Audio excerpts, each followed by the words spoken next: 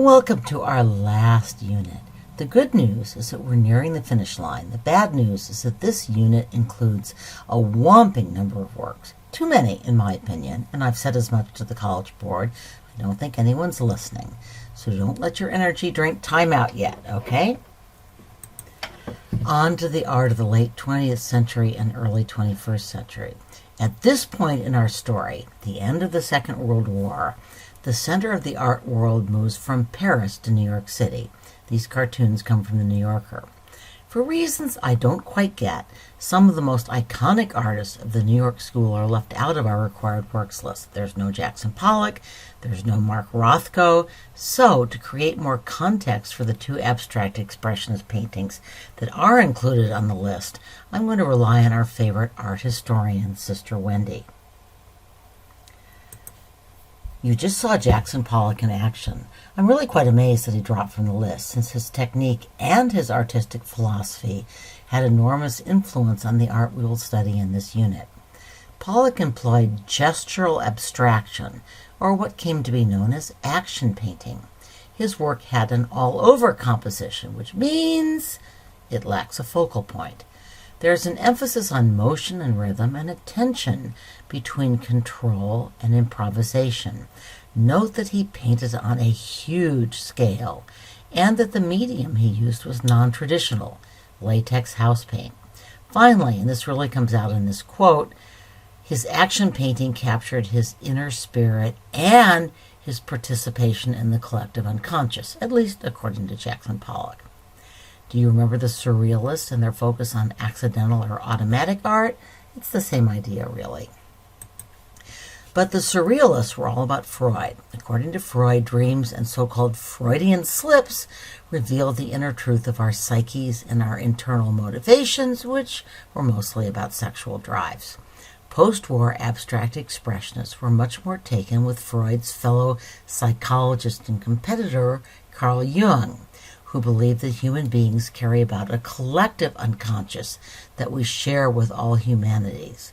One example he gives is common visions of damnation or hell. So, on to our first required work. De Kooning's work is also described as gestural or action painting. In fact, he painted so vigorously and scraped off and started over so many times that some of his canvases actually have holes in them.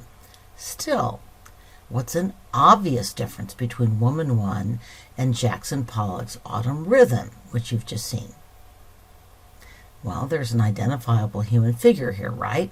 De Kooning was trained as a classical painter, and after some experiments with pure abstraction, he returned to explorations of the figural form. This didn't show up in the Khan Academy video, but I think it's fascinating. De Kooning modeled his mouths on cigarette ads. Here's an example and a quote from the artist. And here are a couple more of de Kooning's women. They are very distinctive, which means that I could imagine you're being asked to identify a de Kooning painting that you've never seen on the AP exam. So what do you think? Is he channeling Jung or is he channeling Freud?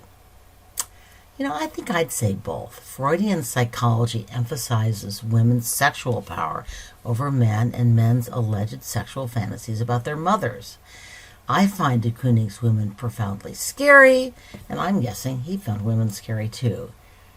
But de Kooning's work also are Jungian archetypes, that is, deliberate throwbacks to earlier, even prehistoric fertility images. Here we see our Tlaltico female figurine, one of our required works, and the more famous Venus of Willendorf, referenced quickly by one of our Khan Academy art historians without a photo. She really looks like one of de Kooning's women, doesn't she? So let's hear from Sister Wendy again. So now I'm coming to the third member of the New York School, triumvirate of abstract expressionists, and another painter who surprisingly has dropped off the list. I think he's too important to skip entirely. Mark Rothko had a very distinctive style, referred to as color block painting or chromatic expressionism. These are not action paintings. Rothko built his work slowly and carefully, layer by layer, but they are entirely abstract. Earlier abstract artists, such as Kandinsky and Mondrian, had offered at least a little explanation of their intended spiritual messages. Rothko, like other abstract post-war expressionists, got very snarky when he was asked to explain what his paintings meant, although he insisted that they were filled with meaning for those who were equipped to understand his paintings artistically and emotionally. In other words, if you didn't understand Rothko, well, you were just dumb, or at least emotionally stunted. If you're interested, Sister Wendy has a very good segment on Rothko from the same video we've been watching. This is a required work, and it's described as color field rather than color block painting. More labels, it gets so tiresome. At any rate, the artist poured acrylic paint heavily diluted with turpentine onto wet, unprimed canvas. This allowed the pigment to soak into the fabric. To move the color across the canvas, she actually lifted the canvas itself so that the paint rolled around.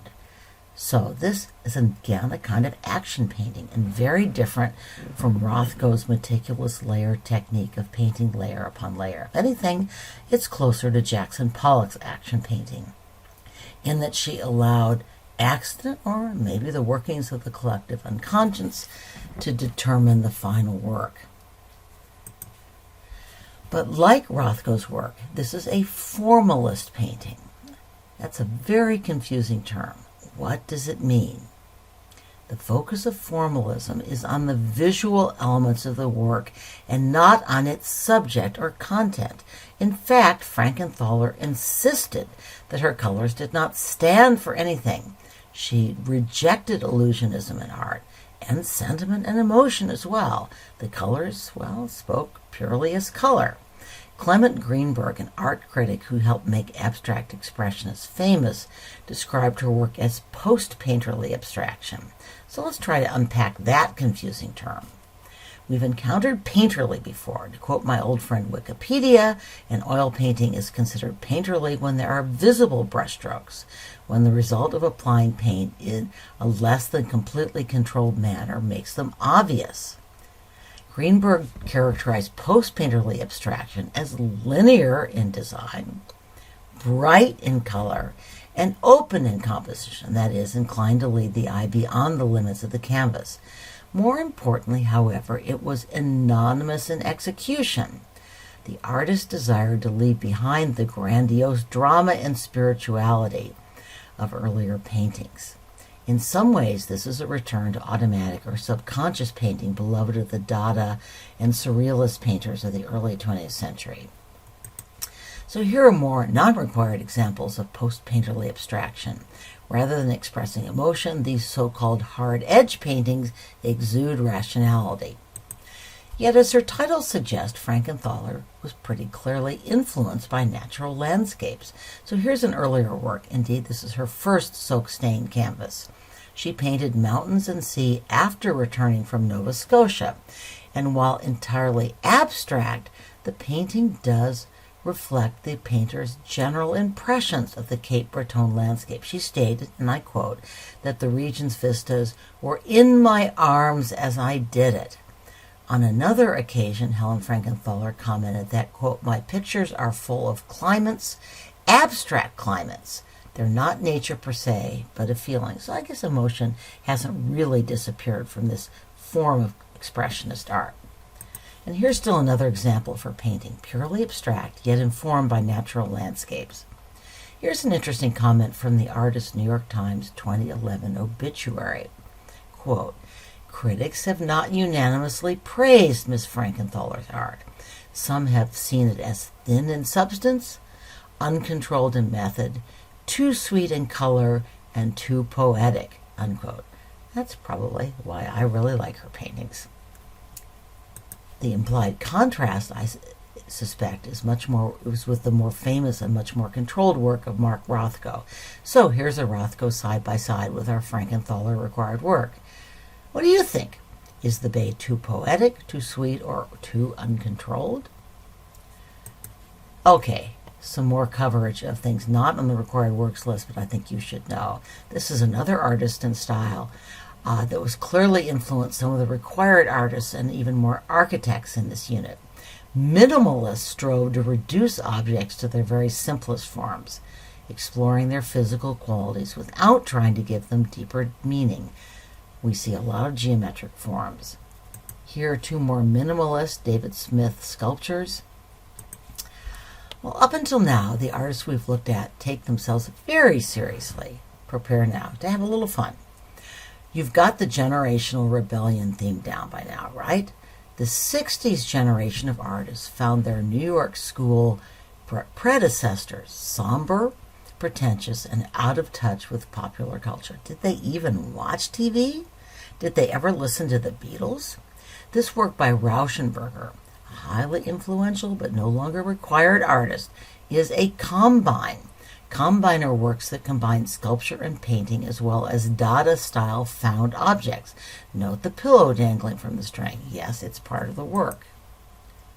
We actually have at least one combine in our required works list. Remember this work? We'll talk about it again later this unit. So I'm going to let Sister Wendy introduce us to pop art and to our next required work. No pop artist is more famous or immediately recognizable than Andy Warhol. Is he celebrating American consumer culture or making fun of it, or maybe both? Note that he not only parodies mass production techniques, he also uses them. It is no accident and really no exaggeration that he called his studio the factory. This is probably the image most closely associated with Warhol. So, on our required work, do you remember what a memento mori is? I've included a hint from the Dutch Baroque era. They loved memento mori paintings. So why might this work be considered a memento mori? What is Warhol saying about death as well as popular culture?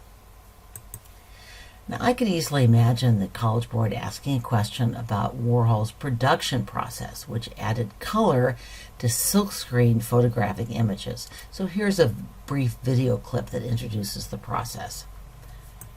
Our next required artist is another pop artist who celebrated and satirized American consumer culture. Swedish-American artist Claes Oldenburg is best known for his gigantic plaster, resin, and cloth sculptures of food, clothing, and other ordinary items. If you're wondering about the picture on the bottom right, it's a typewriter eraser, and I am actually old enough to remember these. Our required work has a more interesting story and a somewhat more serious theme. So where was this work installed, and what was the story behind it? Do you remember? So here's a description from the Yale Alumni Magazine. Student protests were in full swing on campus during the spring of 1969, and amidst almost daily demonstrations, a monumental sculpture mysteriously appeared on campus. The enigmatic artwork, a gigantic lipstick that stood 24 feet tall and appeared to be mounted on the body of a tank, was the creation of pop art sculptor Claes Oldenburg, Yale class of '50. Its presence in front of the World War I Alumni War Memorial inspired some alumni and infuriated others. It quickly became a focal point for anti-war demonstrations and student rebellion. The entire project was kept secret from the Yale authorities.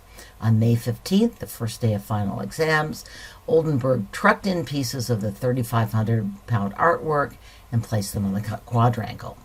Initially, the lipstick tip was made of inflatable vinyl, but after being pumped up, it soon deflated and was later replaced by rigid plastic. I'll let you guys figure out what imagery he may have been intending. I don't want to lose my R rating. Just a few other historical notes. The following fall, women entered Yale for the first time, and some saw this work as uniting masculine and feminine symbols. An interpretation I would say is not especially flattering to either gender. The original sculpture soon began to fall apart, and it was removed from campus. A group of art professors and historians then organized to bring lipstick back to Yale, raising money to restore the sculpture and construct new steel tracks. In the fall of 1974, lipstick was officially accepted by the art gallery and placed on indefinite loan to Morse College. It's now a campus feature and apparently a good place for a selfie. Ah, the fate of in-your-face art. It so easily becomes establishment art. Which brings us to our last required unit. I'll work for this day. Jeff Koons' Pink Panther. I'm getting a little ahead of myself chronologically, but I think this work really belongs with pop art. And why do I say this? What does this have in common with the Maryland diptych and lipstick? And now a tougher question. Why do many critics who embrace Warhol and Oldenburg find themselves more uncomfortable with Koons? By the way, I've posted an interesting article on the subject from the New York Review of Books. It's called The Cult of Jeff Koons. It's on the enrichment page if anyone's interested. So one answer to the question I just posed is that Koons does not play the game of investing his art with deeper meaning. He is very frank about being in the art game for the bucks, and we are talking big bucks here. In 2013, one of Koons' balloon dogs sold for $58.4 million at a Christie's auction. Koons himself, by the way, denies that his work has any hidden meaning, or that it's even intended to critique modern culture. Artists just want to have fun. He also employs a small army of assistants to help him mass-produce these works. Koon, by the way, collaborated with Lady Gaga on her studio album Air Pop. We're running out of time, but let me just make a few points about this totally in-your-face work. Technically, it involves more expertise than you might think at first glance. Koons turned to European artisans to craft his designs in ceramic and to polychrome the exteriors. The execution is considerably more careful than Warhol's. The work is part of a series. Do you remember its name? Banalities. What does the word banal or banalities mean? Merriam-Webster Dictionary defines it as lacking originality, freshness, or novelty. In other words, it's trite. Here are some more works from the series, together with an image of a Hummel figurine. Koons claimed these figurines inspired the series. Essentially, he is celebrating kitsch, or, to again use a dictionary definition, art, objects, or designs considered to be in poor taste because of excessive garishness or sentimentality. Koons actually titled the work on the bottom left with the pig, ushering in banality. So Koons was a stockbroker before he became a very, very rich artist, and he markets himself as vigorously as he markets his work. I'm going to end this lecture by flashing a series of now famous ads that he made for the Banality series, all featuring, you guessed it, Jeff Koons. So what message do you think he's sending?